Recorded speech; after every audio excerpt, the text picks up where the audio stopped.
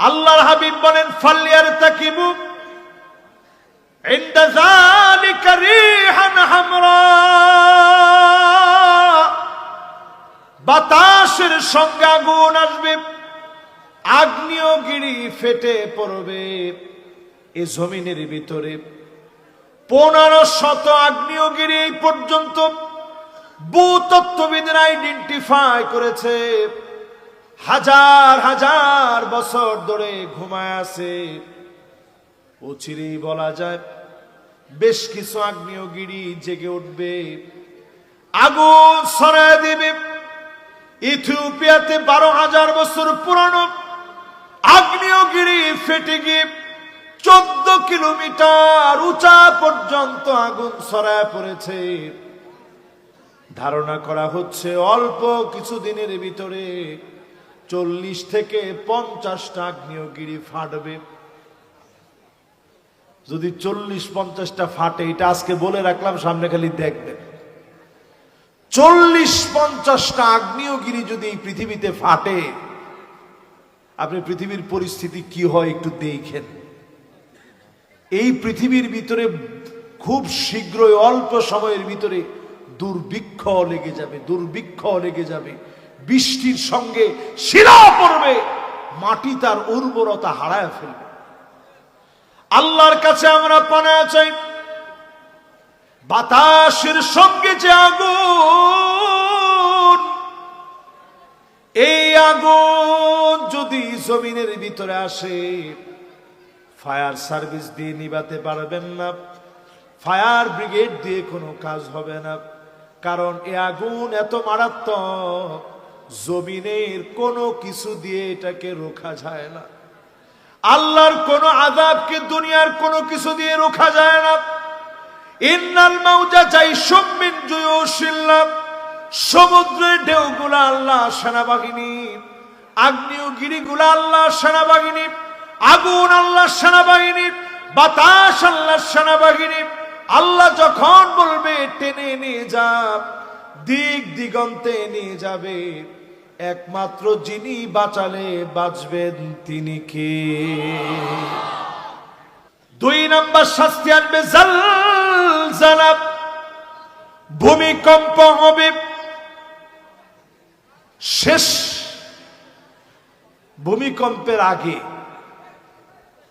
এই জমিনের ভিতরে প্রচুর পরিমাণ ভূমিকম্প, হাত্তা তাকসুরা জালাজিল, একটার পর একটা ভূমিকম্পের খবর পাবেন। আজকে অমুক দেশ, কালকে তমুক দেশ, শুধু সংবাদ পাবেন। 24 ঘন্টার ভিতরে 94 বার ভূমিকম্প হওয়া সাধারণ বিষয় নয়।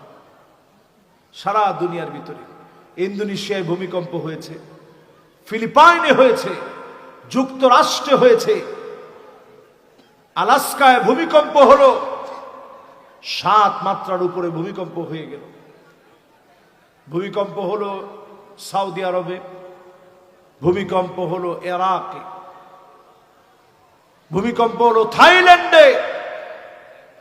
আপনি একটু খুঁজে খুঁজে দেখেন কি পরিমাণ ভূমিকম্প কয়দিনের মধ্যে হয়েছে। আল্লাহ রাব্বুল আলামিন বুঝায় দিলেন, গোলাম আয় ফিরে আমার দিকে ফিরে। করোনাকালীন সময়ে বিশেষজ্ঞরা বলেছিল বাংলাদেশের মানুষ মরে শেষ হয়ে যাবে, কিন্তু আল্লাহ পাক ঠিকই দয়া করে আযাব উঠায় নিয়েছিলেন। কারণ অসংখ্য গোলাম বেনামাজি থেকে নামাজি হয়েছিল। ঠিকনি ঠিকনি ঠিকনি। এখনো যদি আপনি ভূমিকম্প থেকে বাঁচতে চান, নামাজের দিকে আসেন। যেই জাতির ভিতরে নামাজ নাই, ওই জাতির ভিতরে ইনসাফ কেমনে প্রতিষ্ঠা হবে? যেই জাতির ভিতরে নামাজ নাই, ওই জাতির পার্লামেন্টে কোরআন কেমনে যাবে? নামাজ যদি জমিনে প্রতিষ্ঠা হয়, পার্লামেন্টে আল্লাহর কোরআন পৌঁছাবে। ঠিক কিনা বলে? প্রিয় ভাইয়েরা আমার, বন্ধুরা আমার, আযাব আসবে খসফান, একটার পর একটা ভূমি ধস হবে। এই যে মাটিগুলা দেখতেছেন কাদার মতো হয়ে যাবে, নরম, টান মারবে, গিলে খেয়ে ফেলবে।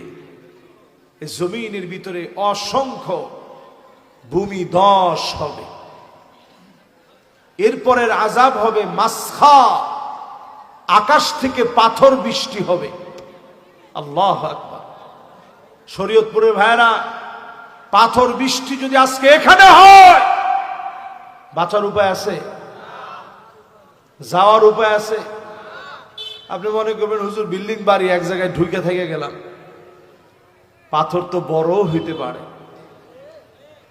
বেল্ট থেকে যে পাথরগুলো বিচ্ছুরিত হয়, আপনার ঘর তো দূরে থাক, এমন এমন পাথর আসবে এক একটা দেশ পর্যন্ত নিশ্চিহ্ন হয়ে যেতে পারে। নাউজুবিল্লাহ।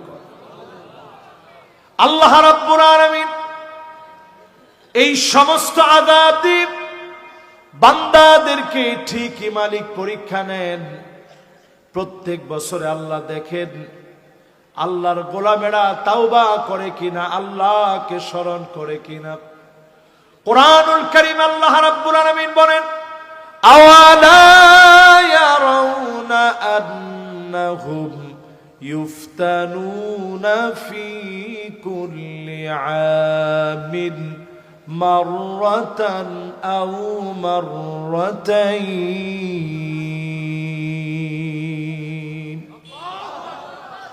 প্রত্যেক বছর আমি আল্লাহ রাব্বুল আলামিন একবার অথবা দুইবার শাস্তি দিয়ে থাকি। একবার অথবা সুম্মা লা ইয়াতুবুনা ওয়ালা হুম ইয়াযাক্কারুন। আমি আল্লাহ রাব্বুল আলামিন দেখি কারা তোমরা তওবা করো, সুম্মা লা ইয়াতুবুনা, এরপরেও তোমরা তাওবা করো না, আমি আল্লাহর দিকে ফিরে আসো না। আজকে যদি দিনের বেলার গুনাহের জন্য রাত হয়ে গেছে তাওবা করতে পারেন, অবশ্যই যিনি মাফ করে দিবেন তিনি কে? আল্লাহর কাছে মাফ চাইনি আমরা? জোরে বলেন মাফ চাই। যারা যারা মাফ চান আল্লাহর কাছে আজকে থেকে নামাজ ধরে মাফ চাবেন, নামাজ ধরে আল্লাহর কাছে মাফ চাবেন। আর রুজুউ মিন সিফাতিন মাযমুমাতিন ইলা সিফাতিন মাহমুদা। আগে যেমন নিজেকে খারাপের ভিতরে দেখতেন, এখন নিজের ভালোর ভিতরে দাঁড় করাবেন, দাঁড় করায় বলবেন আল্লাহ মাফ করে দেন। আপনার মাফ চাওয়ার কারণে ভূমিকম্প যিনি উঠায় নেবেন তিনি কে? প্রিয় ভাইরা আমার, এই পৃথিবীতে আযাবের একটা মহড়া চলতেছে। সামরিক যেমন মহড়া চলে, আল্লাহ পাক তার আযাবের মহড়া এই সময় দেখাচ্ছেন যে যত বেশি আল্লাহর দিকে আসবেন তত তাড়াতাড়ি মাপ পাবেন। এমন এক সময় আমরা এখন আছি, সময়ের ভিতরে কোনো বরকত নাই, জমানা সংকুচিত হয়ে গেছে, সময় তার বরকত হারায় ফেলেছে। এমন সময় তাকায় দেখেন আজকেও বড় ধরনের ভূমিকম্প হয়ে গেছে। কানাডার যুক্তরাষ্ট্রের ভিতরে ভূমিকম্প হয়ে গেল, 7 মাত্রার উপরে ভয়াবহ ভূমিকম্প হল। সারা দুনিয়ার ভিতরে যেভাবে ভূমিকম্প চলছে, নবীজির হাদিস দিয়ে মিলায় দেখেন, আল্লাহর হাবিব ইরশাদ করেন, হাত্তা তাকসুরাজ জালাজিল, একটার পর একটা ভূমিকম্প হবে, চতুর্দিকে ভূমিকম্প বেড়ে যাবে। শুধু বাংলাদেশের ভিতরে না, সারা দুনিয়ার ভিতরে একদিনের ভিতরে 24 ঘন্টার ভিতরে 94 জায়গায় ভূমিকম্প হয়েছে। এই অল্প কিছুদিনের ভিতরে বারবার বাংলাদেশ কেঁপে উঠেছে। এর মানে বোঝা যায় আমাদের গুনার বোঝা এত ভারী হয়ে গেছে, যার কারণে যিনি আযাবের পর আযাব দিচ্ছেন তিনি কে? আমার জাতি, দিন দিন সময় বড় ফুরায় যাচ্ছে। মাহফিল কতদিন চলবে আমি জানি না, রাজনৈতিক হালত এদেশে কি হবে তাও আমার জানা নাই, তবে আমি এইটা বুঝি সারা দুনিয়ার ভিতরে একটা আযাবের মহড়া চলতেছে। ওমা ঠিক তো কয় না?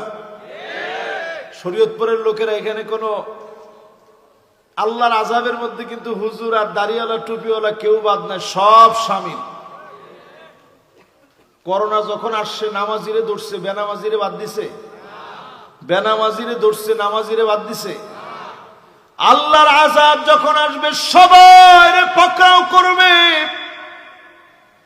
বাংলাদেশের ব্যাপারে করোনাকালীন সময়ে বক্তব্য এমন ছিল, এদেশে লাশ জায়গায় জায়গায় পড়ে থাকবে, লাশের ভিতরে পচন ধরে যাবে, ধরার মতো লোক থাকবে না। বিশেষজ্ঞদের কথা ভুল হয়ে গেছে। এদেশের মানুষকে যিনি হেফাজত করেছেন তিনি কে?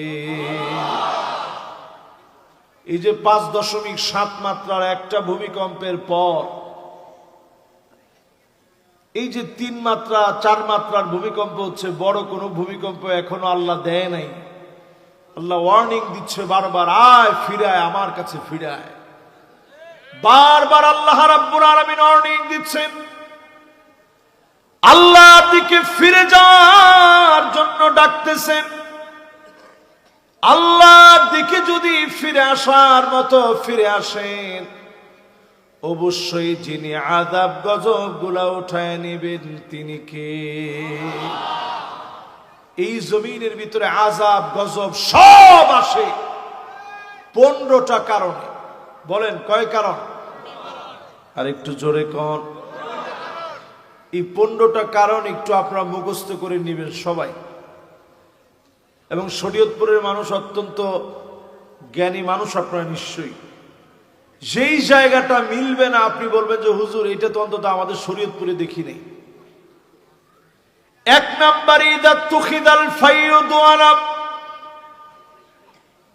রাষ্ট্রীয় সম্পদ ভক্ষণ করে খাবে, রক্ষকরা ভক্ষক হয়ে যাবে, জনগণকে ঠকায় জনগণের সম্পদ লুটে পুটে লুটেরারা খেয়ে ফেলবে।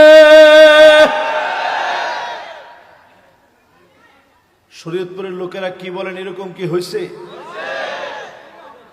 হাদিস অনুযায়ী বোঝা যায় এরকম কি হয়েছে? আপনাকে শরীয়তপুরের রাস্তা সাক্ষী। ওমা ঠিক তো কয় না? মাশাআল্লাহ। এবার সবাই একটু নড়াচড়া দিয়ে বলছে যে হুজুর খায় ফেলাইছে তো হুজুর। তাহলে এবার একটু কন, এই যে গজব আসে, নেতা নির্বাচনে যদি আপনি ভুল করেন, গজব এখনো আসতেছে, সামনেও আসবে। 2 নাম্বার, প্রিয় ভাইয়ারা আমার, ওয়াল আমানাতু মাগনামা, আমানতদারি থাকবে না, আমানতদার ব্যক্তি খুঁজে পাবেন না। খুঁজে খুঁজে দেখেন, নামাজি আছে, আমানতদার নাই। ঠিক নেই? সবাই তো ঠিক করেন না। আজ থেকে 40 বছর পিছনে আসেন, ওই সময় এরকম এটিএম বুথ আছিল? এখন যেরকম এটিএম কার্ড দেন দিয়ে টাকা বের করেন, ছিল এই সিস্টেম? এজেন্ট ব্যাংকিং ছিল বাজারে বাজারে, যে ডামুড্ডা বাজারের মধ্যে আছে, সব বাজারে বাজারে যে এজেন্ট ব্যাংকিং আছে, এটা ছিল? ছিল না। মানুষ টাকা রাখতো কার কাছে?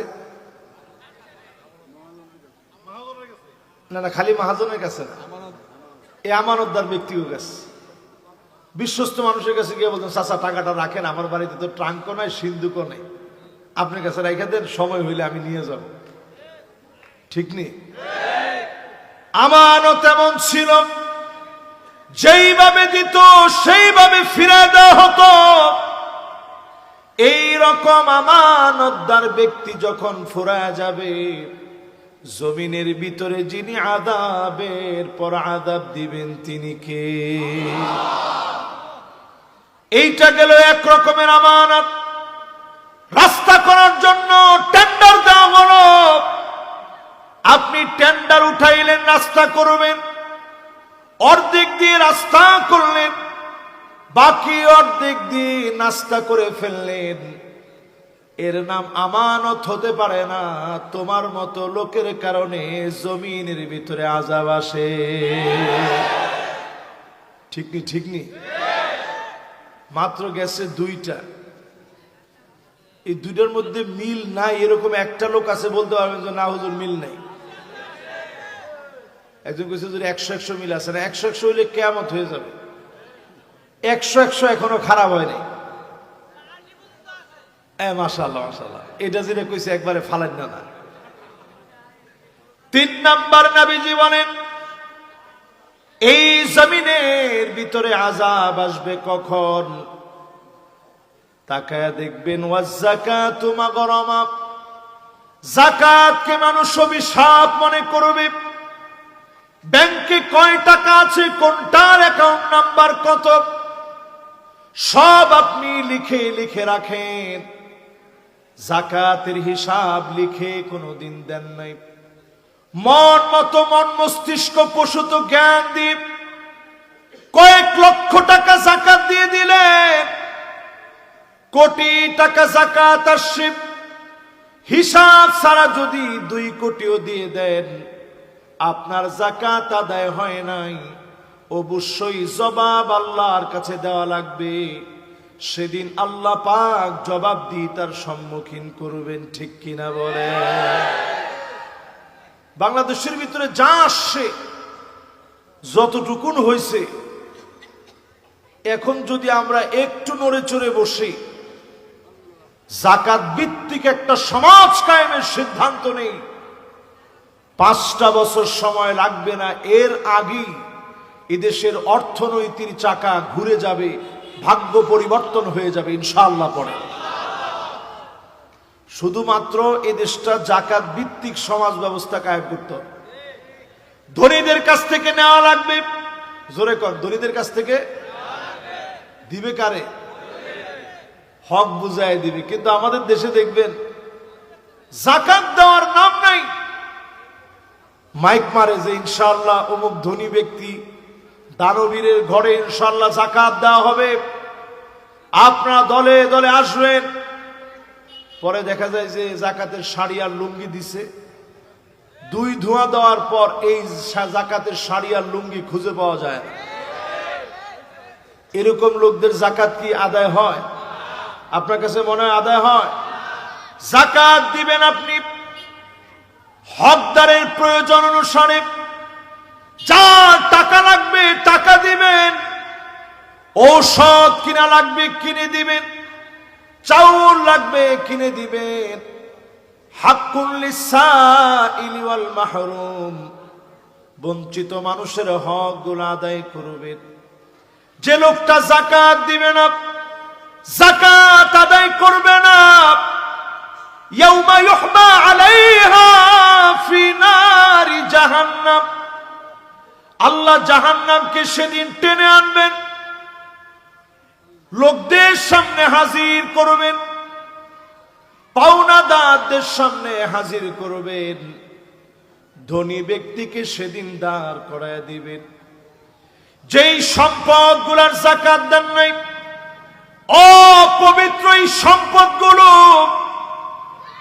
জাহান্নামের আগুনের ভিতরে ফেলা হবে। লোহা খণ্ডকে গরম করা হবে, এই সম্পদ গুলাকে লৌহ খণ্ড বানায়া গরম করে ব্যক্তিকে সেদিন সেকা দেওয়া হবে। আর বলা হবে হাদা মা কানাস্তুম লিআনফুসিকুম, এটা তোমার সম্পদ, যে সম্পদ তুমি গচ্ছিত করে রেখেছিলাম। সন্তানের জন্য যে সম্পদ রেখে গেলেন, এই সম্পদের কারণে সেদিন মালিকের সামনে দাঁড়াতে হবে। ইয়াউমা লা ইয়ানফাউ মালু ওয়ালা বানুন,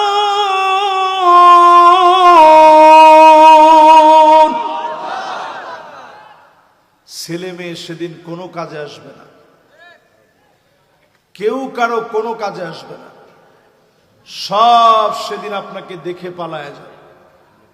ইল্লা মান আতাল্লাহ বিকলবিন সালিম, কেউ সেদিন কোনো কাজে আসবে না, সব সেদিন পড়ে থাকবে। সেদিন শুধুমাত্র আপনি যদি নিরাপদ একটা মন নিয়ে আল্লাহর সামনে দাঁড়াতে পারেন, আল্লাহর যদি দয়া হয় সেদিন আল্লাহ মাফ করবে। কতজনকে সেদিন আল্লাহ কানে কানে ডেকে বলবে, গোলাম এই হচ্ছে তোর গুনার ভান্ডার। এক একজনের গুনাহ কেমন হবে, তাকায় দেখবে মাদ্দাল বাসার, দৃষ্টি যত দূর যাচ্ছে, এক একটা খাতা এত বড় বড়, সব তার গুনাহ দিয়ে ভরা। ব্যক্তি বলবে আল্লাহ বাঁচার কোনো উপায় নাই। সেদিন আল্লাহ রাব্বুল আলামিন দয়া করে গোলামদেরকে বাঁচাবেন, মাফ করে দিবেন, জান্নাতি বানায় দিবেন। একমাত্র যিনি মাফ করে দয়া করে জান্নাতি বানাবেন তিনি হলেন আমার আল্লাহ। ঠিক নি? ঠিক নি? তাহলে 3 নাম্বার যেটা বললাম, এটাও আমাদের সমাজের ভিতরে আছে না নাই? বাংলাদেশের অবস্থা ভয়াবহ। আমরা এই সমাজের ভিতরে সব করলেও মৌলিক এই অপরাধগুলো আমরা প্রতিনিয়ত করতেছি, ঠিক না ভাই? 4 নম্বরে নবীজি বলেন, ওয়া তুল্লিমা লিগাইরিদ্দিন, আলেম হবে, ইলম শিখবে, আলেম হবে, ইলম শিখবে, শুধুমাত্র দুনিয়ার জন্য, আল্লাহর জন্য আলেম হবে না। এই জায়গাটা বলতে গেলে বড় কষ্ট হয়ে যায়। ওয়া তুল্লিমা লিগাইরিদ্দিন, আলেম হবে, দ্বীন শিখবে, আল্লাহর জন্য নয় দুনিয়ার জন্য শিখবে। ঐতিহ্যবাহী মাদ্রাসার মাহফিল, ওলামায়ে কেরামের মাহফিল, বহু আলেমকে সেদিন মাথা নিচের দিকে দিয়ে দিবে, পাগুলা সেদিন উপরের দিকে দিয়ে দিবে। মালিক সেদিন ডাক দিয়ে বলবে, গোলাম, দুনিয়ার জীবনে তোরে আলেম বলা হয়েছে, খতিব বলা হয়েছে, বক্তা বলা হয়েছে, আমার কাছে আর তোর জন্য কিছু নাই, সব তুই পেয়েছিস। সেদিন বান্দা আল্লাহর সামনে বড় ছোট হয়ে যাবে। আর বহু আলেমকে সেদিন আল্লাহ সম্মানিত বানাবেন। আলিমুন মুস্তামিলুন ইলমাহু, যেই আলেম তার ইলম কাজে লাগাবে, ইলম অনুযায়ী জীবন গড়বে, আল্লাহর জন্য আলেম হবে, ডেকে ডেকে যিনি সম্মানিত বানায় দিবেন তিনি কে? মাদ্রাসার 100 কততম জানি? চিন্তা করেন, এই মাদ্রাসায় 104 বছর আগে যারা ওয়াজ করে গেছে ওই বক্তাও এখন নাই। মাশাআল্লাহ, উনি কইছে বক্তা না তক্তাও তো নাই। স্বাভাবিক, সত্য কথা তো। শ্রোতা আছে? 104 বছর আগে থাকলেও এখানে বসা কঠিন। এখন উনি বসে থাকার কথা না। মাশাআল্লাহ, একজন মুরব্বী আছে, ওনার বয়স 90-এর উপরে হবে। যিনি তাকাইছেন আপনার কথা কইছে, এর পরের পরের জন না? মাশাআল্লাহ, মাশাআল্লাহ, উনি মনোযোগ নিয়ে শুনতেছেন। তাহলে এবার আপনারা চিন্তা করেন, তখন ওয়াজ চলতো কি দিয়া? ধর্মে সুঙ্গাও না, মুখে মুখে। সুঙ্গা তো আমরাই দেখছি, সুঙ্গা তো আমরাই দেখছি আমাকে ছোটবেলায়। মাশাআল্লাহ, এটা উনিও দেখছে। মাশাআল্লাহ, দেখেন এখন আমরা মাইক দিয়ে বয়ান করতেছি, তখন ওয়াজ চলতো খালি মুখে। মানুষ শুনতো তেমন, না বুঝলেও হেদায়েত হয়ে যেত। জোরে কোন আল্লাহু আকবার। প্রিয় ভাইয়ের আমার, এরপরে নবীজি আজ থেকে ১৫০০ বছর আগে আমাদের জন্য জানায় গেলেন। নবী সাল্লাল্লাহু আলাইহি ওয়াসাল্লাম বলে গেলেন, ৫ নম্বরে যে জন্য জমিনের বুকে আযাব আসবে, আতাআর রাজুলু ইমরাতাহু, এমন সময় আসবে স্ত্রীদের কথা স্বামী উঠবে আর বসবে, স্ত্রীর কথা মতো চলবে। এখনকার জামানায় তাকায় দেখেন, স্ত্রীর কথা মতো সব স্বামীরা চলে, ঠিক কিনা বলে?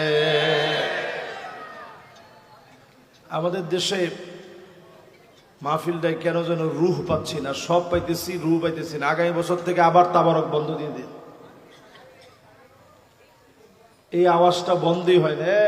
এটা আমার কানে আসার আগে, আব্দুল্লাহ তুমি এটা দেখো, এটা এখানে থাকো তুমি।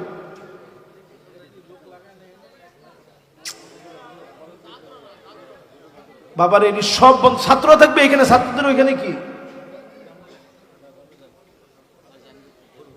ওরে বাবারে, আমি তো মনোযোগ হারাই ফেলতেছি। একটু পরে এরকম চলতে থাকলে আমি মাহফিলে কথা বলতে পারবো না। আমি কিন্তু অন্য স্টাইলের মানুষ।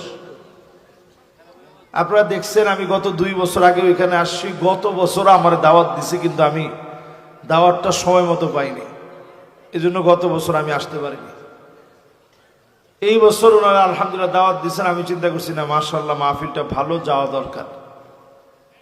কিন্তু এই বছর আমি খুব লক্ষ্য করতেছি একেবারে মারাত্মক ডিস্টার্ব। মাশাআল্লাহ, একজন একটু মাঝখান থেকে তাকবীর দেন তো, যাতে পরিবেশটা ঠিক হয়ে যায়।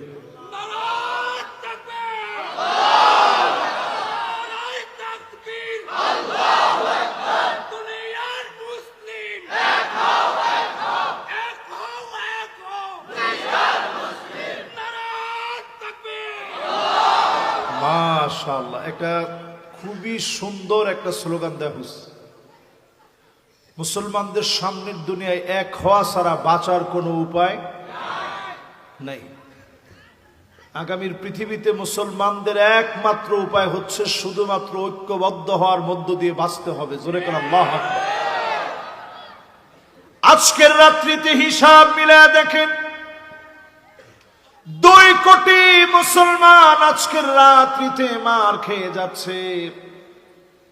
20 কোটি মুসলমানের মাথার উপরে ছাদ নাই। 20 কোটি মুসলমান শরণার্থী হয়ে গেছে। 2 কোটি মুসলমান মার খেয়ে যাচ্ছে। আমার দেশটাকে মালিক অনেক ভালো রেখেছেন। শুধুমাত্র যদি আল্লাহর গোলামি করেন, আগামীর পৃথিবীতে নেতৃত্ব দেওয়ার জন্য বাংলাদেশকে যিনি কবুল করবেন তিনি কে? শুধু বাংলাদেশ নয়, সারা দুনিয়ার নেতৃত্বে মুসলমানদেরকে আল্লাহ ডাকতেছে। জোরে করে আল্লাহু আকবার। নবীজি হাদিসের মধ্যে ভবিষ্যৎবাণী করে গেছেন, এই জমিনের ভিতরে 5টা শাসন আসবে। বলেন কয়টা? 1 নাম্বার শাসন আসবে নবুয়ত। নবুয়তের শাসন, নবীরা শাসন করে দেখা গেলেন। শাসন কাকে বলে? আমার নবী যখন শাসন করলেন, চাটাইয়ের বিছানার উপরে নবীজি ঘুমালেন, দড়ি দিয়ে পাকানো বিছানায় ঘুমালেন। হযরত ওমর সালাম দিয়ে ঘরের ভিতরে প্রবেশ করলেন। আল্লাহ নবী ওমরকে দেখে উঠে বসলেন। পিঠের চাদরটা সরে গেল। হযরত ওমর তাকায় দেখে রাহমাতুল লিল আলামিনের পিঠের মধ্যে চাটাইয়ের দাগ পড়ে গেছে। ছোট বাচ্চার মতো হাওমাও করে কেঁদে ফেলছে। আল্লাহর হাবিব বলে, ওমর কোন জিনিস তোমার কাঁদায়? কেন তোমার চোখে পানি? হযরত ওমর বলেন, ওগো নবীজি, ইন্নাল কাসরা ওয়াল কাইসারা ফামা হুমা ফীহিমা রোম পারস্যের সম্রাটদের কি এমন আছে যেটা আপনার কাছে নাই? সামান্য দুনিয়ার বাদশা তারা কত শান শৌকত নিয়ে চলে, আপনি এত এত এত দামি নবী, আখিরি নবী, সাইয়্যিদুল মুরসালিন, তারপরেও কেন ঘুম থেকে উঠলে চাটের দাগ পড়ে যায়? আল্লাহর নবী বলেন, ওমর রে, ফালাহুমুদ দুনিয়া ওয়ালানাল আখিরাহ, তাদের জন্য শুধুমাত্র দুনিয়া, আমাদের জন্য যিনি আখিরাতের দুয়ার খুলে দিবেন তিনি কে? এই শাসন নবীজি দুনিয়ারে দেখাই দিয়ে গেছে। নবীজি যখন প্রেসিডেন্ট হলেন, শাসন করলেন, রাষ্ট্রনায়ক হলেন, তখনও তিনি সেই খেজুর পাতার চাটাইয়ের মধ্যেই শুইতেন, তখনও তিনি সেই দড়ি দিয়ে পেঁচানো সেই তোষকবিহীন বিছানার মধ্যেই নবীজি শুইতেন। পিঠের মধ্যে উঠলে দাগ পড়ে যেত। মুসালসাল এমন কয়েকটা মাস ছিল, একদিন যদি নবীজির ঘরের ভিতরে আগুন জ্বলত, অন্যদিন নবীজির চুলার ভিতরে আগুন নাই, খানার জন্য কষ্ট করেছেন, ফজরের নামাজের জন্য বের হতেন, নামাজ পড়ে জিকির আজকার করে, এরপরে সূর্য উঠলে সূর্য উঠার পরে অপেক্ষা করে নফল সালাত আদায় করে নবীজি আম্মা জানদেরকে বলতেন, ঘরের ভিতরে কি কোনো খাবার আছে? প্রায় সময় আম্মা জানরা জবাব দিতেন, ওগো নবীজি, ঘরের ভিতরে কোনো খাবার নাই। নবীজি বলতেন, যাও রোজা রেখে ফেললাম।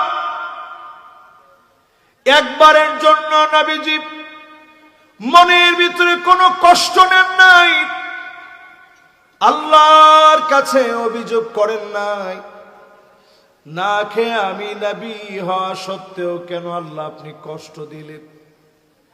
না খেয়ে সাহারি এক ডুব পানি পান নাই, একটা খেজুর পান নাই, না খেয়ে নবীজি সবর করে ফেলতেন। এই সবরের কারণে আমাদেরকে তিন বেলা যিনি খাওয়া ভালো রেখেছেন তিনি কে? নবীজির সবরের কারণে আমরা খেয়ে আস। আজকের সৌদি আরব খানা ফেলে দেয়, অর্ধেক খাইলে অর্ধেক খায় না, অথচ সাহাবায়ে কেরাম কয়েকটা খেজুর এইটা নিয়ে কি কষ্ট করে দিন কাটাইছে।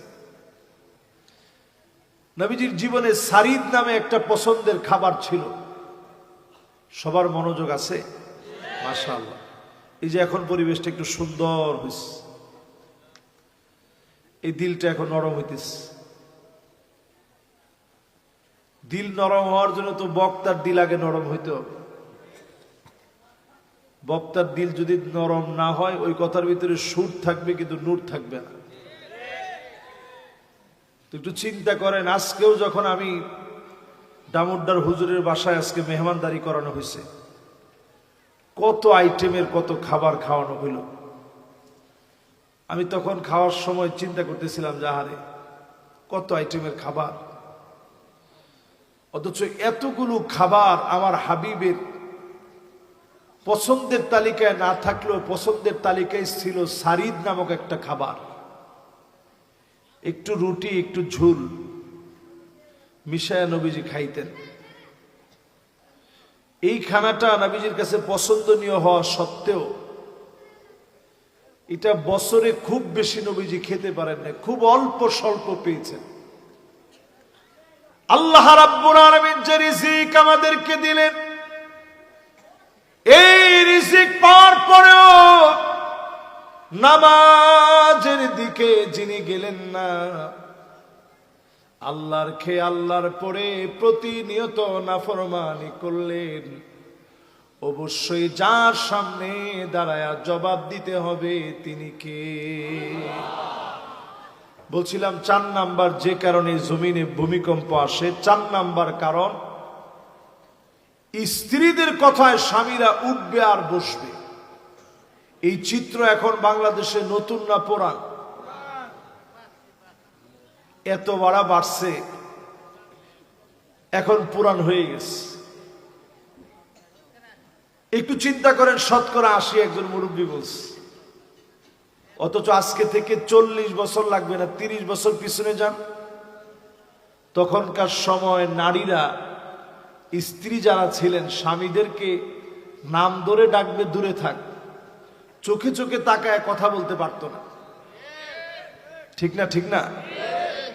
আর এখন চোখে চোখে তাকায় এত কথা বলেই, নাম ধরে তো ডাকি, সাথে পারলে 2-1টা গালিও দেয়। ঠিক কিনা কন? একজনে কইছে 2-1টা না হুজুর, সব গালি দেয়, কোনো গালির মাপ নাই। একজনে কইছে হুজুর মারেও না। না, এই যে কথাটা কইছে না, এটা কিন্তু ফালায় দেওয়ার কথা বলে নাই, এগুলো সব হাদিসের মধ্যে আসছে, এই কথাটাই সে বলছে। এমন সময় আসবে আন্নানা, অধিকাংশ মহিলা এমন হবে, বলবে সব আমার নামে লিখে দে, অন্য কারোর জন্য 1 টাকা তুই খরচ করতে পারবি না। ঠিক কইছে, যেগুলা বিয়ে করে না এগুলা। এরপরে দেখবেন মান্নানা, কথায় কথায় খোঁটা দিবে, আমি দেখে তোমার ঘর করে খেলাম, অন্য মহিলা হইলে খেত না। এটাও কইছে, ওর বয়স 15 বছর হবে। এবার একটু আপনারা বলেন তো, আসলে এটাও এখন হয় কি হয় না? এরপরে দেখবেন হান্নানা, এটা কেমন? সারাদিন কষ্ট করে আপনি আসছেন, আইসা বলছেন একটু 1 গ্লাস পানি দিও তো, খুব ক্লান্ত লাগতেছে। এমন একটা বেসকি দিছে যে আরে বাপরে বাবা, আপনি একলাই কষ্ট করেন, ওনার বেসকি শুনে আপনি বলতেছেন যে না, আসলে আমার পানি পিপাসাই লাগে না, দুষ্টামি করছে। এরপরে দেখবেন কান্না না, আপনার ছায়াই দেখতে পারেন, যেইখানে দেখে ওইখান থেকে, আর আপনি একটু সরেন, এই ঘরটা ঝাড়ু দিব, এই সোফাটা পরিষ্কার করবো, এই বিছনাটা চাদরটা টান দিব। এরপরে দেখবেন হাদ্দা আঁকা, কিছু একটা পছন্দ করে আনছেন, ওনারে দেওয়া মাত্র, দেখো কি সুন্দর জামাটা তোমার জন্য আনছে, দেখা মাত্র কি এটা কি আনলেন, কালারটা মনে হয় মরে যাবো গা। এরকম এখন আছে না নাই? এরপরে দেখবেন সাদ্দা আঁকা, এটা কোন মহিলা? এটা ওই নিকৃষ্ট মহিলারা সাদ্দা আঁকা হবে যারা কথায় কথায় স্বামীর সঙ্গে তর্ক যুদ্ধ করে, উত্তর কোরিয়ার দক্ষিণ কোরিয়ার মতো। ঠিক কিনা? এরপরেরটা হলো বাররাকা, শুধু মুখে না, হাত থাকতে মুখে কি রাশিয়ার ইউক্রেনের মতো স্বামীর গায়ে হাত তুলতেও দেরি করে না, এমন মহিলা সারা বাংলাদেশে থাকলেও শরীয়তপুরে নাই। আমার মনে হয় অন্য যেগুলো আপনারা চুপ ছিলেন ওইটা কম, এখন এইটা বেশি। ঠিক নি? ঠিক নি? এই জন্য জমিনটার ভিতরে আযাব আসতেছে। আচ্ছা, মা বোনরা কি এখানে বসার কোনো জায়গা আপনারা করছেন? সকালবেলা করছেন, একটা ভালো হয়েছে। এখন করেন না, তাহলে মহিলারা মনে মনে কইতো যে হুজুরে উঠতেই শুরু করলো আমগরে লইয়া। আসলে কিন্তু আমি মা বোনদেরকে কষ্ট দেওয়ার জন্য বিষয়টা বলি না, আপনারা উড়াইছেন এই জন্য বলছি। এবার দেখবেন আপনি 5ম নাম্বার, ও কয় নাম্বার হয়েছে? 5ম নাম্বার হয়ে গেছে। এবার কয় নাম্বার?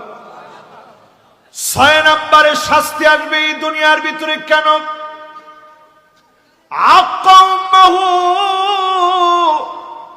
মাকে সন্তান বড় কষ্ট দিবে, মায়ের সঙ্গে সন্তান বড় বেয়াদবি করবে, মাকে দুঃখ দিয়ে সন্তান কথা বলবে, এমন সন্তান আমরা দেখেছি মাকে গোয়াল ঘরে শোয়া রেখেছে,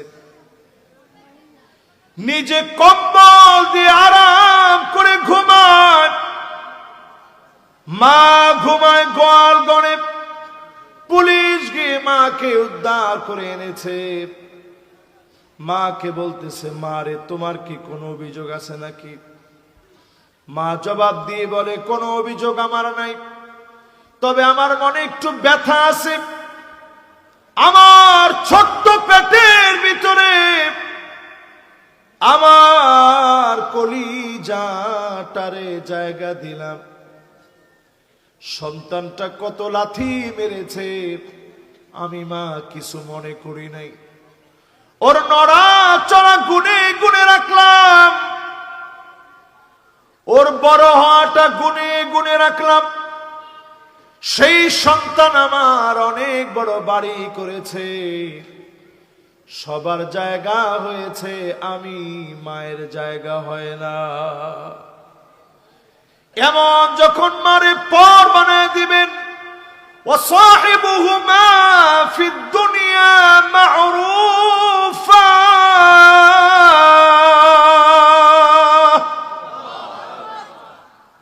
দুনিয়ার জীবনে যতদিন বাঁচবেন, মা বাপ যদি চরিত্রহীন হয়, মুশরিক মুশরিকাও হয়, জেনাকার যদি হয়, তারপরও মা বাপের সাথে দুনিয়ার আচরণে সুন্দর আচরণ করতে হবে, ঠিক কিনা কোন? নবীজি এই জন্য পরিষ্কার সতর্ক করলেন, হুমা জান্নাতুকা ওয়া হুমা নারুক, তারা তোমার জন্য জান্নাত, তারা তোমার জন্য জাহান্নাম। মা বাপ যদি খুশি হয়ে যায়, রিদার রাব্বি রিদাল ওয়ালিদ, মা বাপ যদি খুশি হয়ে যায়, যিনি খুশি হয়ে যাবেন তিনি কে? এখানে যারা বসছেন, অন্তত আপনার বউরে বলে রাখবেন, আমার মায় যখন আসবো যা আছে তাই দিবা, যদ্দুর আছে তদ্দুর দিবা, আমরা যা খাই মা তা খাবে।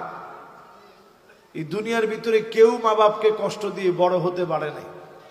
এই যে আজকের চেয়ারটা পর্যন্ত আমি বসছি, আমার খুব এলমি যোগ্যতা আছে এরকম কোন যোগ্যতায় না, আজহারে পড়ছি এরকম কোন যোগ্যতার বলে নয়, শুধু মা বাবার দোয়ার কারণে আমি মনে করি আল্লাহ এখানে বসায় দিয়েছে। জোরে করে আল্লাহু আকবার। এই পৃথিবীর সবার চিত্র একরকম, মা বাবার দোয়া নেন। মা বাপ যদি খুশি হয়ে যায়, স্বয়ং মালিক খুশি হয়ে যাবেন। মা বাপ যদি বেজার হয়ে যায়, যিনি বেজার হয়ে যাবেন তিনি কে? 6 নাম্বার শেষ, এবার 7 নাম্বারটায় চলেন। আপনাদের হাতের সময় আছে তো ইনশাআল্লাহ? আমার হাতেও সময় আছে, আর আধা ঘন্টা থেকে একটু বেশি।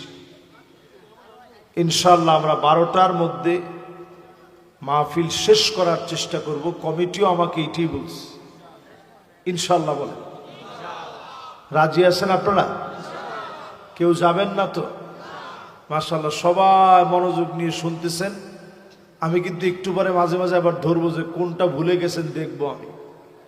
আচ্ছা, এই যে এই পর্যন্ত বললাম, 6 পর্যন্ত হয়েছে না? এই 6 পর্যন্ত শোনার পরে আপনার কাছে কি মনে হচ্ছে যে কোনোটা বাদ আছে? 7 নম্বরে প্রিয় ভাইরা আমার, আদনা সাদিকহু,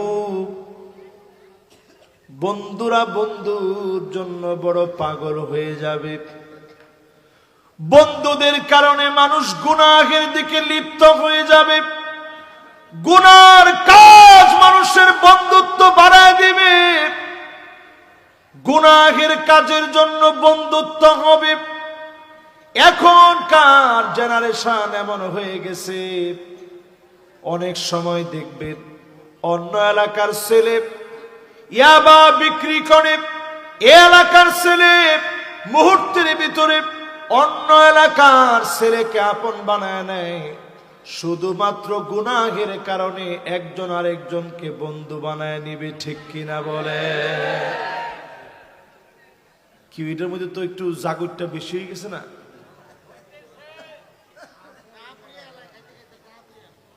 টাকা পয়সা শেষ তো সব না, ও টাকাও পুরা ফেলায়। কি এটা তো আগে শুনি না, টাকা পুরা লাই কেমনে?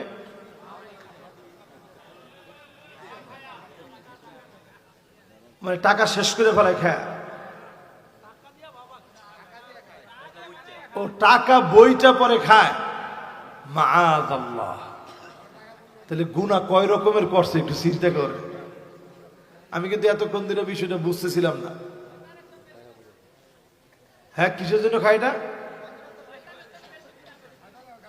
এবার চিন্তা করেন আপনি, এই যুব সমাজ যারা আলহামদুলিল্লাহ দ্বীনের পথে আসছে, এখানে যারা মাহফিলে আসছে, আমি তাদেরকে সেলিউট জানাই। বর্তমানে এই পৃথিবীটা ক্রমশ আযাবের দিকে যাচ্ছে। সামনের দিন আপনি দেখবেন, আপনি কিছু বলা লাগবে না, সব আসমান থেকে আল্লাহ রাব্বুল আলামিন নিজে বলবে, ঠিক কিনা বলে? শুরু হয়ে গেছে অলরেডি। আপনি মনে করতেছেন হুজুর বাংলাদেশে তো মাত্র 5.7 মাত্রার একটা ভূমিকম্প আসছে। ওই দিনের মাত্রাটাই হইতো 7.5 মাত্রা। শুধু জুমার নামাজ সামনে রেখে আল্লাহর মায়া হয়ে গেছে, আল্লাহ থামায় দিচ্ছে। শুধু যদি 7.5 মাত্রার হইতো, আজকে আপনাদের বক্তা এখানে বৈশা ওয়াজ করতে পারতো না, শেষ। ঢাকা শহরটা হাজার হাজার বিল্ডিং ভেঙে পড়তো। পুরাটা ঢাকা শহর একটা অগ্নিকুণ্ডে রূপান্তরিত হয়ে যেত। আল্লাহর কত দয়া, কত মায়া। ওদিন খুব সামান্য 5.7 মাত্রার ভিতরে আল্লাহ সারায় দিস। আল্লাহ রাব্বুল আলামিন আযাব দেন কেন? আদনা সাদিকহু, বন্ধুরে বড় আপন মনে করবে। আপনার বন্ধু তো ওই যুবক হবে যে যুবক নিজে নামাজ পড়বে, নামাজ কায়েমের কথা বলবে, কোরআন পড়বে, কোরআন অধ্যয়ন করবে, হাদিস পড়বে। যেই যুবক নিজে মানুষকে নামাজের দিকে ডাকবে, এমন যুবক যদি বন্ধু হয়ে যায় জান্নাতের পথের দিকে, অবশ্যই ওই যুবকের কারণে আপনিও আগুয়ানো হবেন, ঠিক কিনা বলে? এই জন্য বন্ধু বানার নামাজি দেখি এই বাংলাদেশ শুধু না, সারা ওয়ার্ল্ডের ভিতরে এখন জেনারেশনটা এমন হয়ে গেছে, ফ্রি ফায়ার আর পাবজি খেলে। কি খেলে? এই ফ্রি ফায়ার আর পাবজি যারা খেলতেছেন, আমি একটু আপনাদের খিদমতে আরজ করি।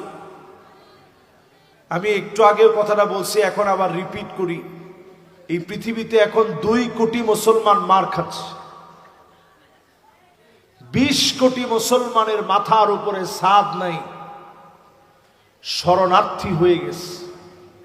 আমার এই অল্প বয়সে অনেকগুলা শরণার্থী ক্যাম্পে আমি গেছি।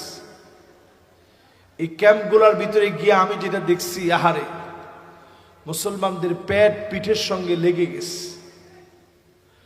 চক্ষুগুলা ভিতরের দিকে চলে গেছে। এরপরেও জিহ্বাটা নাড়ায়া নাড়ায়া আল্লাহ আল্লাহ বলে বলে আল্লাহকে ডাকতেছে।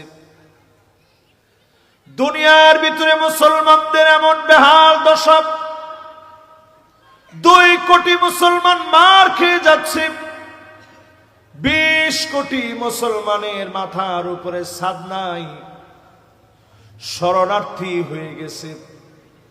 এই মুসলমানদেরকে যদি আগামীর বিজয় বিপ্লবের দিকে আনতে হয়, অবশ্যই কোরআন সুন্নাহর বিজয় লাগবে। এই বিজয় যদি চলে আসে, আবার পৃথিবীতে মুসলমানদের জন্য সুদীর যিনি দান করে দিবেন তিনি কে? বলছিলাম এই পৃথিবীতে শাসন আসবে 5টা। কয়টা? একটু আঙ্গুলগুলা উঠায় দেখান তো কয়টা? মাশাআল্লাহ, একটু উঠায় একটু নাড়া দেন। কয়টা? মাশাআল্লাহ, আরেকবার নাড়া দেন। এবার আঙ্গুলগুলা নামান। 1 নাম্বার শাসন বলছিলাম নবুয়তের শাসন। 2 নাম্বার আসবে সুম্মা তাকুনু খিলাফাতান আলা মিনহাজিন নবুওয়া, খুলাফায়ে রাশিদিনদের শাসন। 32 বছর 6 মাস ধরে জমিন শাসন করবেন নবীজি বলে গেছেন। খুলাফায়ে রাশিদিনরা 32 বছর 6 মাস শাসন করেছে। 1 টাকার দুর্নীতি কেউ প্রমাণ দিতে পারে নাই। 32 বছর 6 মাস ধরে খুলাফায়ে রাশিদিনরা শাসন করেছে। এই জমিনটাকে যিনি মুসলমানদের জন্য সারা দুনিয়ার মানুষের চোখের ভিতরে আঙ্গুল দিয়ে দৃশ্যমান সাক্ষী বানায় খুলাফায়ে রাশিদিনদের শাসনকে সাক্ষী বানায় দিলেন। 1 টাকার দুর্নীতি কেউ প্রমাণ করতে পারে নাই। এমন সোনার সমাজ যিনি উপহার দিলেন তিনি কে? 3 নাম্বার।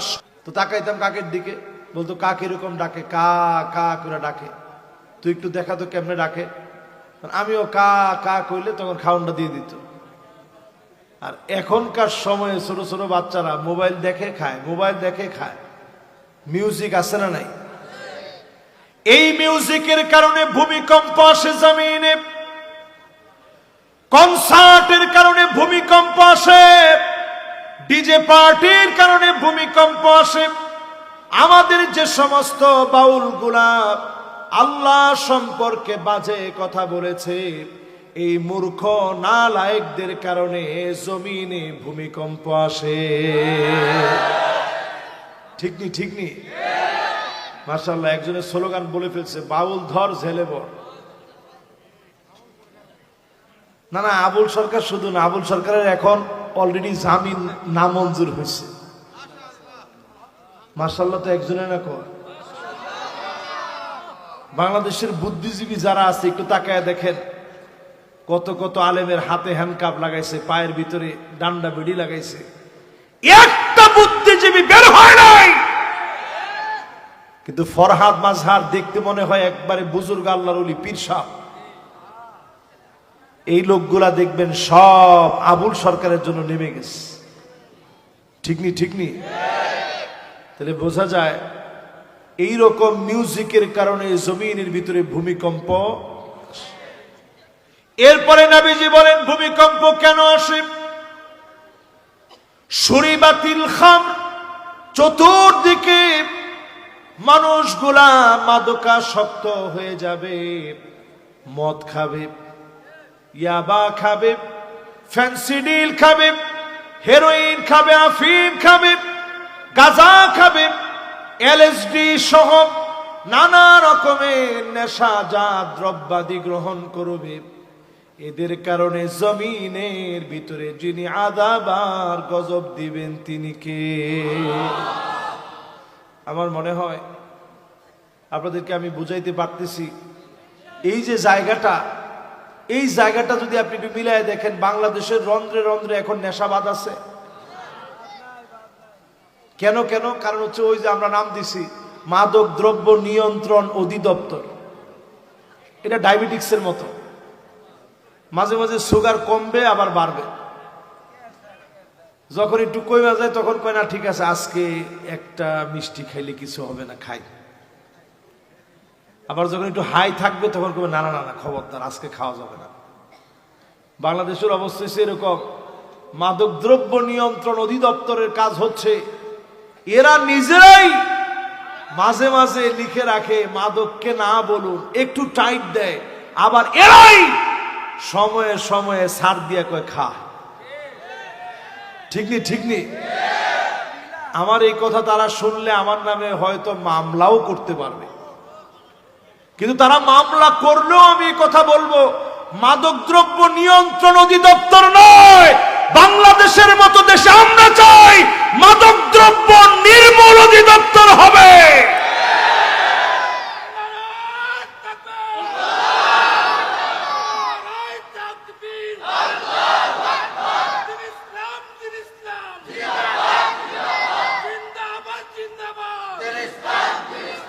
আল কোরআনের আলো সংসদে চালো, আল হাদিসের আলো সংসদে চালো। আমার নেতা তোমার নেতা বিশ্বনবী মুস্তাফা, নারায়ে তাকবীর। মাশাআল্লাহ, পুরা মাহফিলটার ভিতরে একটা নূর তৈরি হয়ে গেছে। আলহামদুলিল্লাহ কয় না? এই জন্য স্লোগানের মধ্যে বলছে যে পার্লামেন্টে যদি আল্লাহর কোরআনের আলোটা জ্বলে তাহলে মাদ্রাসায় জ্বলবে না নিভবে? ঘরে ঘরে জ্বলবে না নিভবে? না না, এটা মনে হয় ভালো করে বুঝেন নাই। জ্বলবে না নিভবে? পার্লামেন্টে যদি আলোকিত হয়ে যায়, মাদক দ্রব্য নিয়ন্ত্রণ অধিদপ্তর না নির্মূল অধিদপ্তর হবে। বেশি না, কয়েকটা আয়াত যদি খালি ইস্টাবলিশড হয়ে যায়, ধরেন মদ খাইছে একজন, 80টা বেদ, তাও কি এমনি 80টা বেদ? এটা মুদ্রা বাজারের মধ্যে সবারে ডাইকা যখন 80টা বেদ দেওয়া হইব, থাকবে কিছু? ও তো 40টা দেওয়ার পরে স্টক করবে। এরপরে মাঝে মাঝে যখন বিবাহ শাদী আইব, কেউ যে এরে কি করছিল মনে নাই বাজারে, আর পিছনে লোকজন তো আছে, সবাই কেউ যে তোর তো মনে নাই, মনে হয় ভিডিও আছে তার। তো কি ভিডিও করছে? বাজারে তারা যে পিড়াইলো জোতাই দিয়া, লাড়ি দিয়ে পিড়াইলো, 80টা বাড়ি দিল। আহা, আমিও চাইছিলাম বাড়িটা দিব, কিন্তু দিতে পারি নাই। তাহলে এবার একটু চিন্তা করেন, এক দৃশ্য কত কত অন্যায়কারীর অন্যায় থামায় দিবে, ঠিক কিনা বলে? এই জন্য প্রিয় ভাইয়েরা আমার,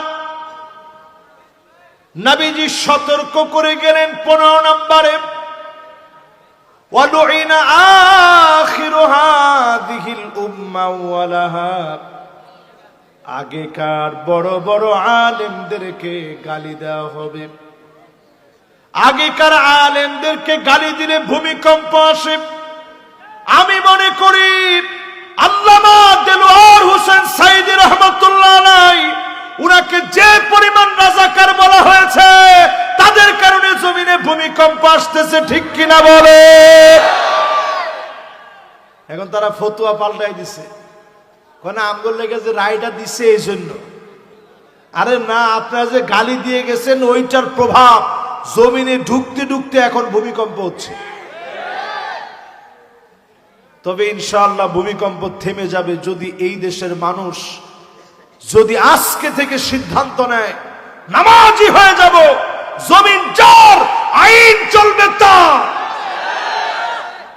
যদি আপনি সিদ্ধান্ত নেন, অবশ্যই ভূমিকম্পের শক্তির প্রকট বাড়বে না, বরং কমে মিশে যাবে। জোরে করে আল্লাহু আকবার। এই দেশের ভিতরে কোন আলেমরে গালি দেয় না? আপনি একটু হিসাব মিলান। আল্লামা আহমদ শফি রহমতুল্লাহ আলাইহি, ওনাকে শাইখুল ইসলাম বলা হয়, এরকম আলেমকে গালি দেওয়া হয়নি? বাংলাদেশের মাজলুম একজন আলেম জুনাইদ বাবুনগরী রহমতুল্লাহ আলাইহি, ওনারে গালি দেওয়া হয়নি? এদেশের সর্বজন শ্রদ্ধা আলেম শাইখুল হাদিস আল্লামা আজিজুল হক রহমতুল্লাহ আলাইহি, ওনারে গালি দেওয়া হয়নি? মুফতি ফজলুল হক আমিনী রহমতুল্লাহ আলাইহি, ওনাকে গৃহবন্দী করে রাখা হয়েছে, একরকম জেল, ঠিক না? ঠিক না? এরকম আলেমদেরকে কষ্ট আপনারা দিলেন, গালি দিলেন, আল্লাহ সহ্য করে নাই। আমি এই জনগণকে বলতে চাই, শুনুন, শুধু ভূমিকম্প দেখছেন, আরো যে আযাবের কথা নবীজি বলছে, শুনলে আটকায় উঠবে। আল্লাহর হাবিব বলেন, ফালইয়ারতাকিবু ইনদা যালিকা রিহান হামরা। বাতাসের সঙ্গে আগুন আসবে, আগ্নেয়গিরি ফেটে পড়বে। এই জমিনের ভিতরে 1500 আগ্নেয়গিরি এই পর্যন্ত ভূতত্ত্ববিদরা আইডেন্টিফাই করেছে। হাজার হাজার বছর ধরে ঘুমায় আছে। অচিরেই বলা যায় বেশ কিছু আগ্নেয়গিরি জেগে উঠবে। আগুন ছড়ায় দিবে।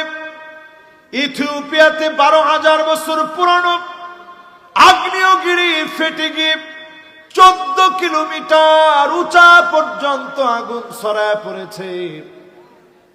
ধারণা করা হচ্ছে অল্প কিছুদিনের ভিতরে 40 থেকে 50টা আগ্নেয়গিরি ফাটবে।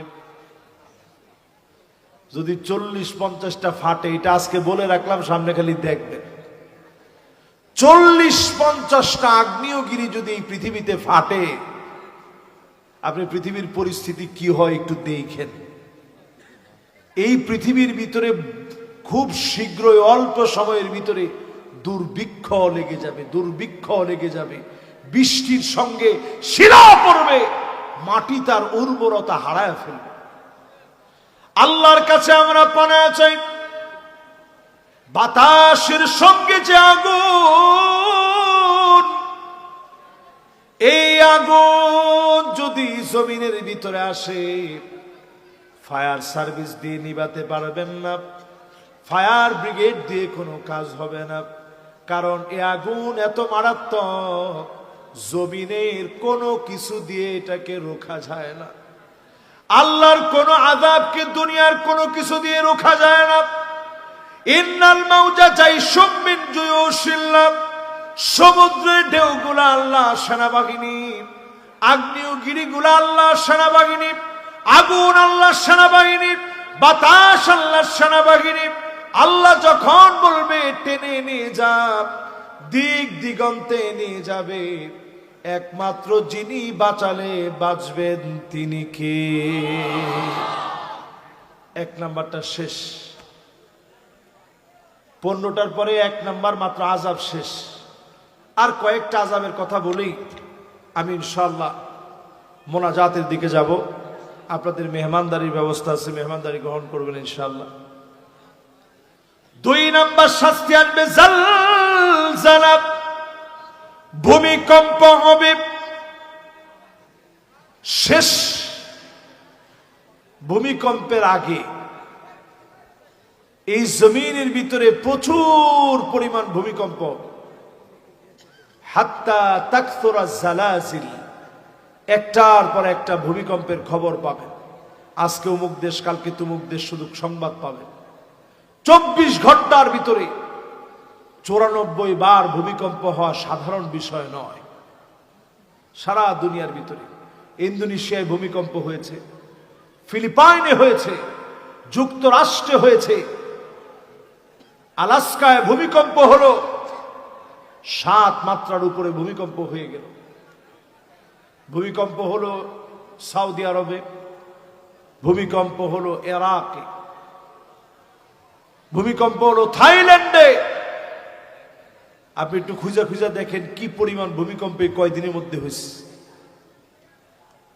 আল্লাহ রাব্বুল আলামিন বুঝায় দিলেন, গোলাম আয় ফিরায়, আমার দিকে ফিরায়।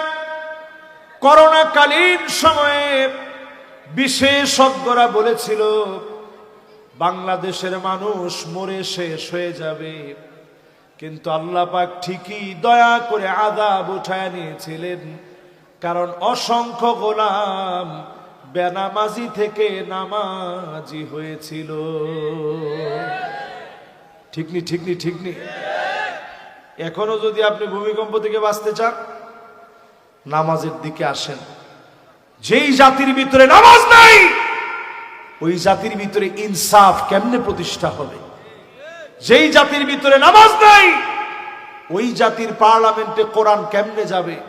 নামাজ যদি জমিনে প্রতিষ্ঠা হয়, পার্লামেন্টে আল্লাহর কোরআন পৌঁছাবে। ঠিক কিনা বলে?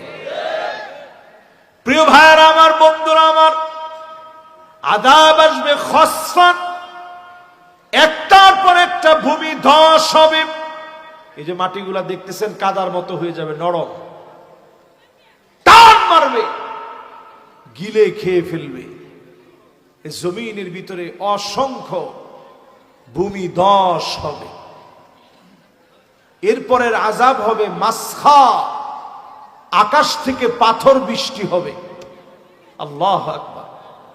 শরীয়তপুরের ভাইরা, পাথর বৃষ্টি যদি আজকে এখানে হয়, বাঁচার উপায় আছে? যাওয়ার উপায় আছে? আপনি মনে করবেন হুজুর বিল্ডিং বাড়ি এক জায়গায় ঢুকে থেকে গেলাম। পাথর তো বড় হইতে পারে। বেল্ট থেকে যে পাথরগুলো বিচ্ছুরিত হয়, আপনার ঘর তো দূরে থাক, এমন এমন পাথর আসবে এক একটা দেশ পর্যন্ত নিশ্চিহ্ন হয়ে যেতে পারে। নাউজুবিল্লাহ। আল্লাহ রাব্বুল আলামিন এই সমস্ত আযাব দিয়ে বান্দাদেরকে ঠিকই মালিক পরীক্ষা নেন। প্রত্যেক বছরে আল্লাহ দেখেন আল্লাহর গোলামেরা তাওবা করে কিনা, আল্লাহকে স্মরণ করে কিনা। কুরআনুল কারীম আল্লাহ রাব্বুল আলামিন বলেন, আওয়ালা ইয়ারাউনা আন্নাহুম ইফতানুনা ফি কুল্লি আমিন মাররাতান আও মাররাতাইন। প্রত্যেক বছর আমি আল্লাহ রাব্বুল আলামিন একবার অথবা দুইবার শাস্তি দিয়ে থাকি। একবার অথবা সুম্মা লা ইয়াতুবুনা ওয়ালা হুম ইয়াযাক্কারুন। আমি আল্লাহ রাব্বুল আলামিন দেখি কারা তোমরা তওবা করো, সুম্মা লা ইয়াতুবুনা, এরপরেও তোমরা তাওবা করো না, আমি আল্লাহর দিকে ফিরে আসো না। আজকে যদি দিনের বেলার গুনাহের জন্য রাত হয়ে গেছে তাওবা করতে পারেন, অবশ্যই যিনি মাফ করে দিবেন তিনি কে? আল্লাহর কাছে মাফ চাইনি আমরা? জোরে বলেন মাফ চাই। যারা যারা মাফ চান আল্লাহর কাছে আজকে থেকে নামাজ ধরে মাফ চাবেন, নামাজ ধরে আল্লাহর কাছে মাফ চাবেন। আর রুজুউ মিন সিফাতিন মাযমুমাতিন ইলা সিফাতিন মাহমুদা। আগে যেমন নিজেকে খারাপের ভিতরে দেখতেন, এখন নিজের ভালোর ভিতরে দাঁড় করাবেন, দাঁড় করায় বলবেন আল্লাহ মাফ করে দেন। আপনার মাফ চাওয়ার কারণে ভূমিকম্প যিনি উঠায় নেবেন তিনি কে? প্রিয় ভাইরা আমার, এই পৃথিবীতে আযাবের একটা মহড়া চলতেছে। সামরিক যেমন মহড়া চলে, আল্লাহ পাক তার আযাবের মহড়া এই সময় দেখাচ্ছেন যে যত বেশি আল্লাহর দিকে আসবেন তত তাড়াতাড়ি মাপ পাবেন। আল্লাহর কাছে আমরা ফরিয়াদ করি, আল্লাহ পাক যেন আমাদের জীবনের গুনাহ খাতাগুলোকে মাফ করে দেন, পড়ে না আমিন। আল্লাহ যেন আমাদের দেশ থেকে আযাব উঠায় নেন, পড়ে না আমিন। যতজন আমরা বসছি সবার গুনাহ আল্লাহ মাফ করে দিক, পড়ে না আমিন। এই মাহফিলকে আল্লাহ তাআলা কামিয়াবির সাথে কবুল আর মঞ্জুর করুক, পড়ে না আমিন। ইনশাআল্লাহ কর্তৃপক্ষ যদি আমাকে অনুমতি প্রদান করেন, বিমাশিয়াতিল্লাহি তাআলা ওয়া বিতৌফিকিহি, আমরা মোনাজাতের দিকে যেতে চাই। হাদা মা ইনদি ওয়াল ইলমু ইনদাল্লাহ আলাইহি তাওয়াক্কালতু ওয়া ইলাইহি উনীব। والسلام عليكم ورحمة الله وبركاته. أيها الذين آمنوا صلوا عليه وسلموا تسليما. اللهم صل على محمد وعلى آل محمد كما صليت على إبراهيم وعلى آل إبراهيم إنك حميد مجيد. اللهم بارك على محمد وعلى آل محمد كما باركت على إبراهيم وعلى آل إبراهيم إنك حميد مجيد. পড়েন বালাগাল উলা বিকামালিহি كشف الدجى بجماله حسنت جميع خصاله صلوا عليه در في شان نے تیری قطروں کو دریا کر دیا دل کو روشن کر دیا آنکھوں کو بینا کر دیا بلغ العلا بکمالہ كشف الدجى بجماله حسنت جميع خصاله صلوا عليه اگر نہ ہوتی یہ پھول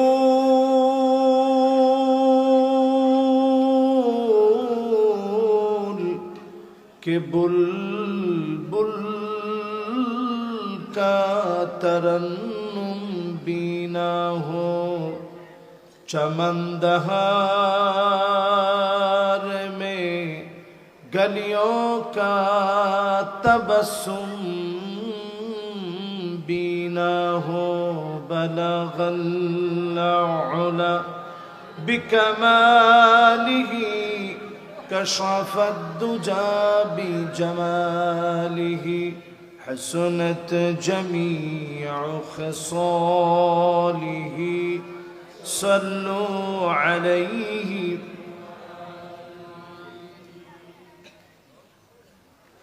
মুবারক মাহফিল উত্তর ডামুড্ডা দারুস সুন্নাহ এতিমখানা ও হাফিজিয়া মাদ্রাসার উদ্যোগে আয়োজিত 104তম বার্ষিক তাফসীরুল কোরআন মাহফিল।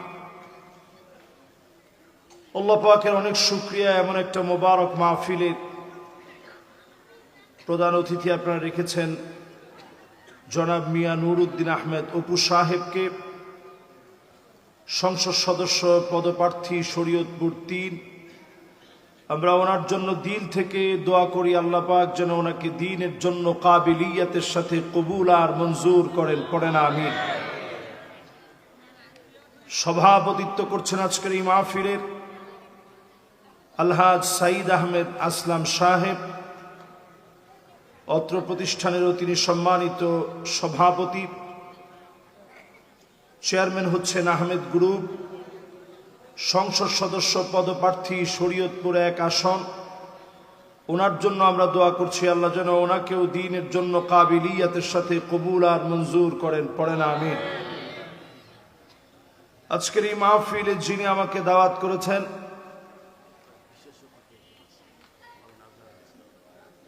এবং আজকের এই মাহফিলের সম্মানিত বিশেষ অতিথি যিনি একটু আগেই আপনাদের সামনে বক্তব্য রেখেছেন, কথা বলেছেন, আমাদের মাওলানা আজহারুল ইসলাম সাহেব, জননন্দিত জননেতা। ওনার জন্য আমরা দোয়া করছি আল্লাহ পাক যেন ওনাকেও দ্বীনের জন্য কাবিলিয়াতের সাথে কবুল আর মঞ্জুর করেন, পড়েন আমিন। হাদারাত উলামায়ে কেরাম, বিশেষ করে মাওলানা মোহাম্মদ রহমতুল্লাহ মজিদি সাহেব, যিনি আমাকে এই মাহফিলটার ব্যাপারে সবচেয়ে বেশি কষ্ট করে দাওয়াত করেছেন, আল্লাহ পাক ওনাকেও দ্বীনের জন্য সুস্থতার সাথে কবুল আর মঞ্জুর করেন, পড়েন আমিন। উপবিষ্ট রয়েছেন হাদারাত উলামায়ে কেরাম, আসাতিজায়ে আযম, সম্মানিত মুরব্বিয়ানে কেরাম সহ তারুণ্যের উচ্ছ্বাস, নবজাগরণের অগ্রদূত, তরুণ প্রজন্মের অহংকার, আমার প্রাণপ্রিয় তরুণেরা, পর্দার অন্ত আড়ালে শ্রবণরতা হয়ে শুনছে আমার মা এবং বোনেরা, সকলকে আরো একটা বার জ্ঞাপন করতে চাচ্ছি সর্বশ্রেষ্ঠতম ইসলামের অভিবাদন, উহাইয়িকুম বিতাহিয়্যাতিল ইসলাম, আসসালামু আলাইকুম ওয়া রাহমাতুল্লাহি ওয়া বারাকাতুহু।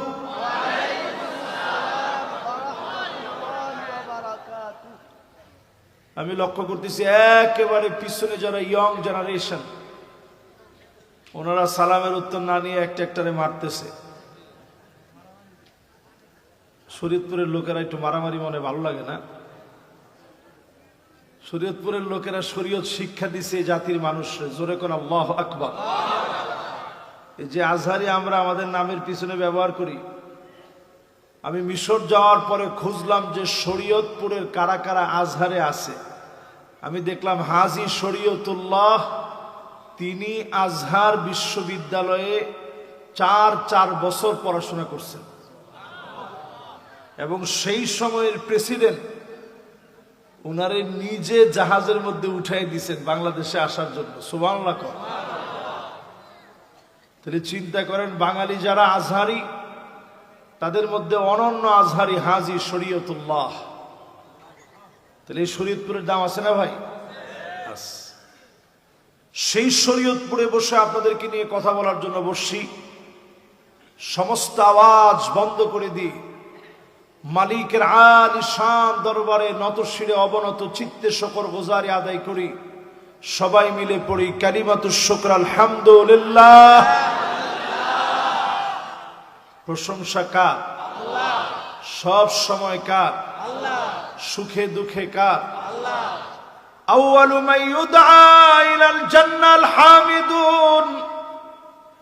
আল্লাহর জান্নাতের ভিতরে প্রথম কাতারের মেহমান হবে তারা আল হামিদুন,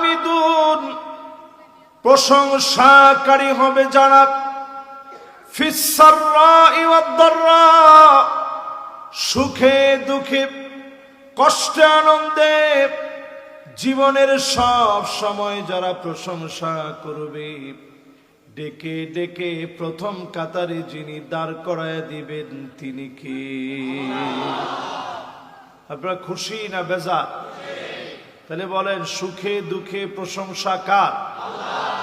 রাজি আছেন? আমরা করব, রাজি আছি ইনশাআল্লাহ।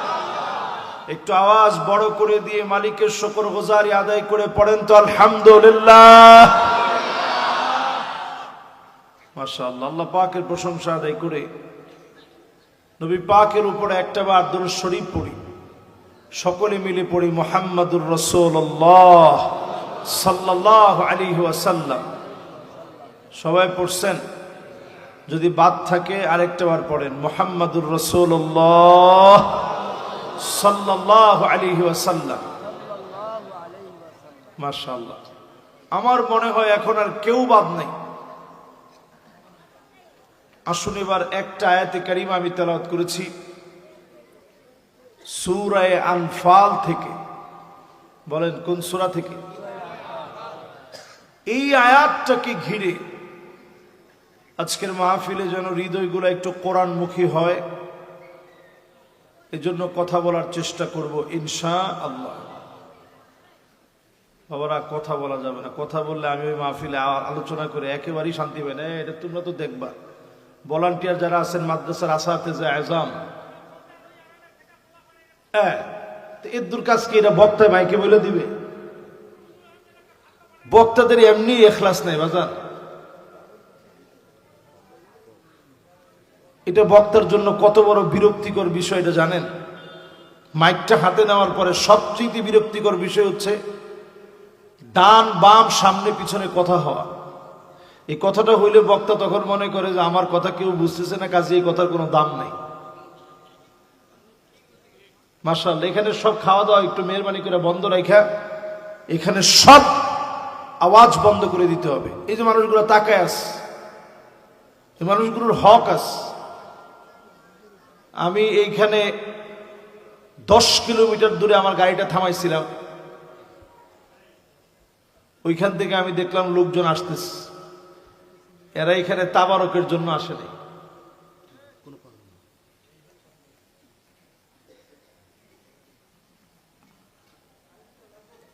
এরা নিশ্চয়ই তাবারকের জন্য এখানে আসেনি। ঠিক কিনা বলেন? এই জন্য আমরা মেহেরবানি করে কারো হক নষ্ট না করি। আল্লাহ রাব্বুল আলামিন ইরশাদ করেন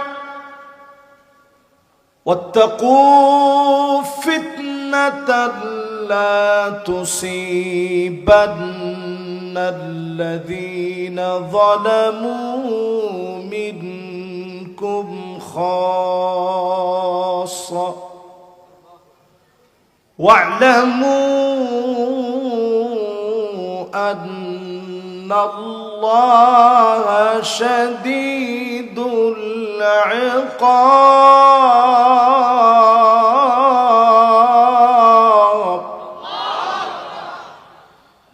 আল্লাহ কি বলে শুনেন। এই ছোট্ট আয়াতে কারিমার ভিতরে আল্লাহ রাব্বুল আলামিন বলছেন, ভয় করো আমার আযাবকে। আযাব যখন আসবে আমি কাউরে ছাড় দেব না, সবাইরে পাকড়াও করব। আযাব যখন আসবে সবাই পাকড়াও হয়ে যাবে। আযাব যখন আসবে সবাই ধরা পড়ে যাবে।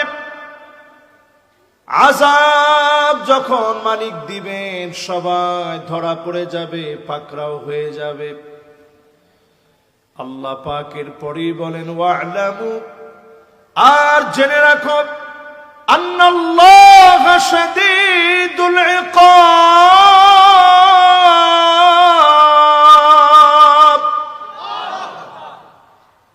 শাস্তি দেওয়ার ক্ষেত্রে আল্লাহ রাব্বুল আলামিন বড় কঠোর, শক্ত হাতে শাস্তি দিবেন, পাকড়াও করে ফেলবেন। তাকায় দেখেন সারা দুনিয়ার ভিতরে আযাবের পর আযাব চলছে, আযাবের মহড়া শুরু হয়ে গেছে। আমার কাছে মনে হয় সময় সংকুচিত হয়ে গেছে। ইয়াতাকারাবুজ জামান, জামানা সংকুচিত হয়ে গেছে। এইখানে মাহফিল করে গেছি আমি 2 বছর আগে। দেখেন আমার কাছেই মনে হচ্ছে 2 মাস আগে এখান থেকে মাহফিল করে গেছি, 2 মাস পরে এখানে আস, এর মধ্যে 2 বছর চলে গেছে। ইয়াতাকারাবুজ জামান, জামানা সংকুচিত হয়ে যাবে। আস-সানা কাশ-শাহর, বছর চলে যাবে মাসের মতো করে। ওয়াশ-শাহর কাল-জুমআ, মাস চলে যাবে জুমার মতো করে। ওয়াল-জুমআ কায়াউমিন, জুমা চলে যাবে দিনের মতো করে। সপ্তাহ চলে যাবে দিনের মতো করে। চোখের পলকে সব ফুরায় যাবে। একটা দিন চলে যাবে চোখের পলকের ভিতর দিয়ে। এমন এক সময় আমরা এখন আছি, সময়ের ভিতরে কোনো বরকত নাই, জামানা সংকুচিত হয়ে গেছে, সময় তার বরকত হারায় ফেলেছে। এমন সময় তাকায় দেখেন আজকেও বড় ধরনের ভূমিকম্প হয়ে গেছে। কানাডার যুক্তরাষ্ট্রের ভিতরে ভূমিকম্প হয়ে গেল, 7 মাত্রার উপরে ভয়াবহ ভূমিকম্প হল। সারা দুনিয়ার ভিতরে যেভাবে ভূমিকম্প চলছে, নবীজির হাদিস দিয়ে মিলায় দেখেন, আল্লাহর হাবিব ইরশাদ করেন, হাত্তা তাকসুরাজ জালাজিল, একটার পর একটা ভূমিকম্প হবে, চতুর্দিকে ভূমিকম্প বেড়ে যাবে। শুধু বাংলাদেশের ভিতরে না, সারা দুনিয়ার ভিতরে একদিনের ভিতরে 24 ঘন্টার ভিতরে 94 জায়গায় ভূমিকম্প হয়েছে। এই অল্প কিছুদিনের ভিতরে বারবার বাংলাদেশ কেঁপে উঠেছে। এর মানে বোঝা যায় আমাদের গুনার বোঝা এত ভারী হয়ে গেছে যার কারণে যিনি আযাবের পর আযাব দিচ্ছেন তিনি কে? আমার জাতি, দিন দিন সময় বড় ফুরায় যাচ্ছে। মাহফিল কতদিন চলবে আমি জানি না। রাজনৈতিক হালত এদেশে কি হবে তাও আমার জানা নেই। তবে আমি এইটা বুঝি, সারা দুনিয়ার ভিতরে একটা আযাবের মহড়া চলতেছে। ওমা ঠিক তো কয় না? শরীয়তপুরের লোকেরা এখানে কোনো আল্লাহর আযাবের মধ্যে কিন্তু হুজুর আর দাড়িওয়ালা টুপিওয়ালা কেউ বাদ নাই, সব শামিল। করোনা যখন আসছে নামাজিরে ধরছে, বেনামাজিরে বাদ দিছে? বেনামাজিরে ধরছে, নামাজিরে বাদ দিছে? আল্লাহর আযাব যখন আসবে সবাই পাকড়াও করবে। বাংলাদেশের ব্যাপারে করোনাকালীন সময়ে বক্তব্য এমন ছিল, এদেশে লাশ জায়গায় জায়গায় পড়ে থাকবে, লাশের ভিতরে পচন ধরে যাবে, ধরার মতো লোক থাকবে না। বিশেষজ্ঞদের কথা ভুল হয়ে গেছে। এদেশের মানুষকে যিনি হেফাজত করেছেন তিনি কে? এই যে 5.7 মাত্রার একটা ভূমিকম্পের পর এই যে 3 মাত্রা 4 মাত্রার ভূমিকম্প হচ্ছে, বড় কোনো ভূমিকম্প এখনো আল্লাহ দেয় নাই। আল্লাহ ওয়ার্নিং দিচ্ছে বারবার, আয় ফিরায়, আমার কাছে ফিরায়। বারবার আল্লাহ রাব্বুল আলামিন ওয়ার্নিং দিচ্ছেন, আল্লাহর দিকে ফিরে যাওয়ার জন্য ডাকতেছেন। আল্লাহর দিকে যদি ফিরে আসার মতো ফিরে আসেন, অবশ্যই যিনি আযাব গজব গুলা উঠায় নেবেন তিনি কে?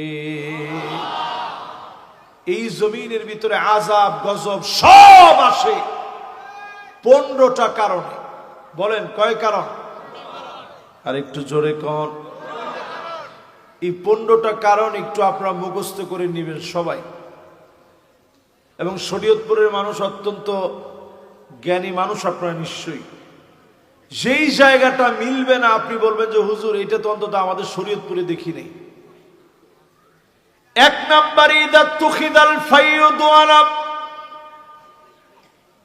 রাষ্ট্রীয় সম্পদ ভক্ষণ করে খাবে, রক্ষকরা ভক্ষক হয়ে যাবে, জনগণকে ঠকায় জনগণের সম্পদ লুটে পুটে লুটেরারা খেয়ে ফেলবে। শরীয়তপুরের লোকেরা কি বলেন, এরকম কি হয়েছে? হাদিস অনুযায়ী বোঝা যায় এরকম কি হয়েছে? আপনাকে শরীয়তপুরের রাস্তা সাক্ষী। তোমার ঠিক তো কয় না? মাশাআল্লাহ, এবার সবাই একটু নড়াচড়া দিয়ে বসে যে হুজুর খায় ফেলাইছে তো হুজুর। তাহলে এবার একটু কন, এই যে গজব আসে, নেতা নির্বাচনে যদি আপনি ভুল করেন, গজব এখনো আসতেছে, সামনেও আসবে। 2 নাম্বার, প্রিয় ভাইয়ারা আমার, ওয়াল আমানাতু মাগনামা, আমানতদারি থাকবে না, আমানতদার ব্যক্তি খুঁজে পাবেন না। খুঁজে খুঁজে দেখেন, নামাজি আছে, আমানতদার নাই। ঠিক নেই? সবাই তো ঠিক করেন না। আজ থেকে 40 বছর পিছনে আসেন, ওই সময় এরকম এটিএম বুথ আসিল? এখন যেরকম এটিএম কার্ড দেন দিয়ে টাকা বের করেন, ছিল এই সিস্টেম? এজেন্ট ব্যাংকিং ছিল বাজারে বাজারে, যে ডামুড্ডা বাজারের মধ্যে আছে, সব বাজারে বাজারে যে এজেন্ট ব্যাংকিং আছে, এটা ছিল? ছিল না। মানুষ টাকা রাখতো কার কাছে? না না, খালি মাহাজনের কাছে না, এই আমানতদার ব্যক্তির কাছে, বিশ্বস্ত মানুষের কাছে গিয়ে বলতেন, চাচা টাকাটা রাখেন, আমার বাড়িতে তো ট্রাঙ্কও নাই, সিন্ধুকও নেই, আপনার কাছে রেখে দেন, সময় হইলে আমি নিয়ে যাব। ঠিক নেই? আমানত এমন ছিল, যেইভাবে দিত সেইভাবে ফিরে দেওয়া হতো।